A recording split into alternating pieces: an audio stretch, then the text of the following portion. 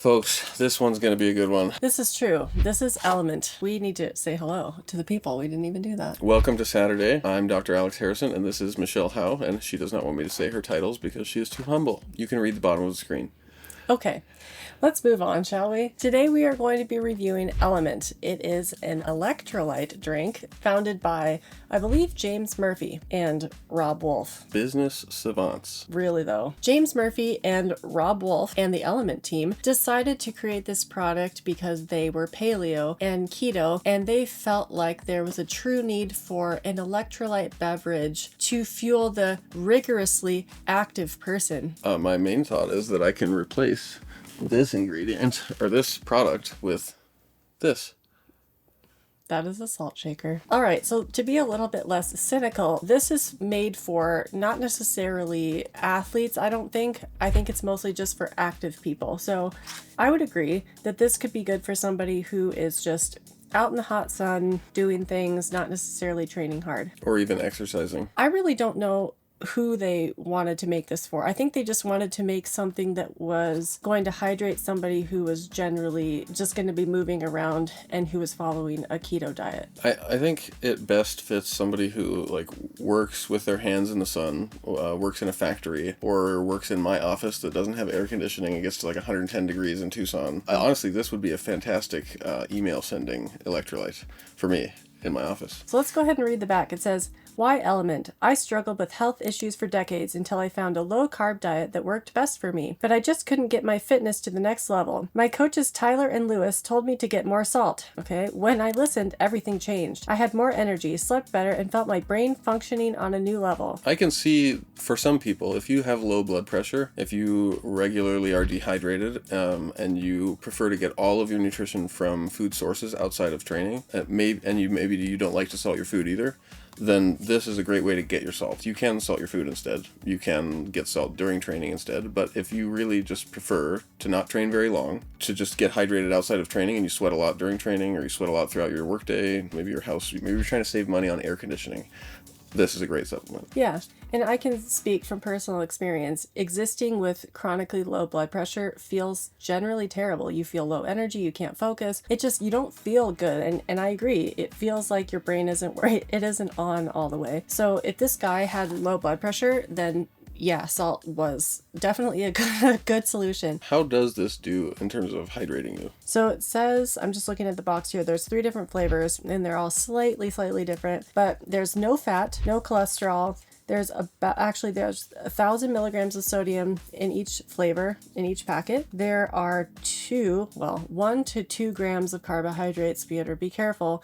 There's no fiber, no sugar, no added sugars, and no protein. And then we have no vitamin D, no calcium, no iron. It's just salt. 200 milligrams of potassium and 60 milligrams of magnesium. Okay, so we have per packet 1,000 milligrams of sodium, 200 milligrams of potassium, and 60 milligrams of magnesium. And that is pretty much it besides the flavoring. I will say that the flavoring is very creative. I really liked the flavors. They have lemon habanero. God, bleh. It tastes like I have salsa in my mouth. Mango chili. That one, the mango is good. The chili ruins it. I'm hot post-workout. I don't want habanero. And chocolate salt. No. Chocolate salt was a little bit weird, but honestly, A+ for the flavoring, in my opinion. What are your thoughts? I prefer more conventional flavors, but if you have a more adult palate, you might like LMNT. I will say that I really liked the flavors drinking it after I was done exercising, but I actually tried some of this during my swim the other day, and I didn't like it at all. While I was actually doing my swim workout, I started experiencing almost GERD-like symptoms or heartburn, and it was a little bit too much. You mean you can't eat chili powder and habaneros when you exercise? Well, afterwards, it's great. If I was, again, doing yard work or I was going, on a walk or something, it would be perfect. But during exercise, it was a bit much for me. Yeah, I just felt generally uneasy. And I was actually taking it as prescribed, not just shooting the powder like we've done in the past. Another issue is that it's 1,000 milligrams of sodium from just table salt, and if you're really trying to optimize hydration and you're actually concerned about like it feeling good on your gut during any form of exercise, at least part of the sodium should be coming from sodium citrate. We actually didn't go over the ingredient list, I just realized. So the ingredients are salt, sodium chloride. Oh, this is for the chocolate salt one. So we have cocoa powder, magnesium malate, potassium chloride, natural chocolate flavor, and stevia leaf extract. And there is stevia in every one of these packages. I think there's a few things here that could be gut offensive if you're trying to use this as your electrolyte mix for like a run or a bike ride or something, or even during any other sports. I think you're risking your gut not feeling as good and being distracted from your sport. And those things are salt, number one, as the primary source of sodium. So you're getting all chloride with that sodium because it's sodium chloride. And then they have potassium chloride as the primary source of potassium, which means you're getting more chloride and an unnecessary amount of potassium. You don't need that much potassium or any potassium to stay hydrated. It's just there for marketing. And then you certainly don't need the magnesium for hydration. And then stevia can also be gut offensive during exercise. So again,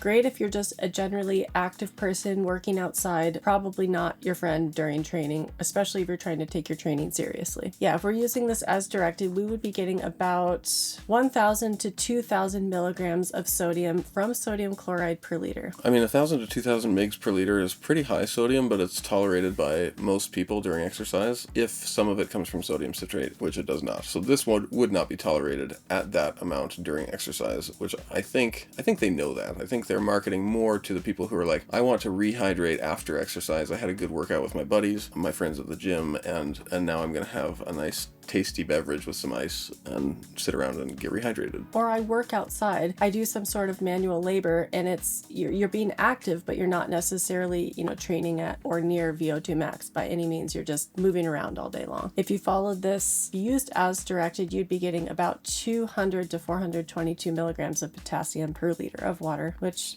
isn't terrible. It's not terrible. It's not enough to probably mess with your gut. No. If you were an athlete, how would you use this?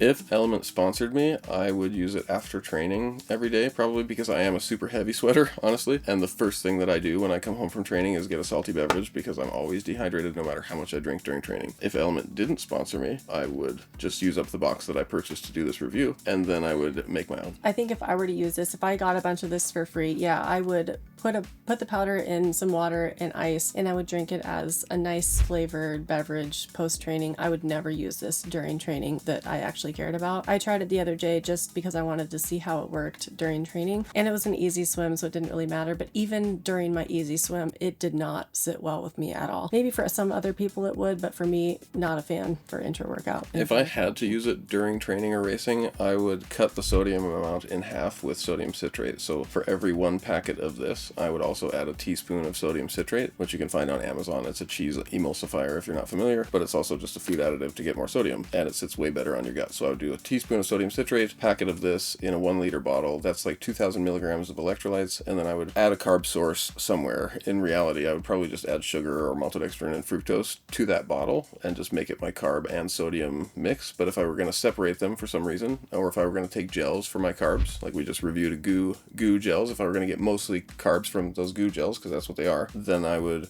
get carbs from gels, electrolytes from half this and half sodium citrate. But Alex, aren't food additives bad? This is natural. Give me a break.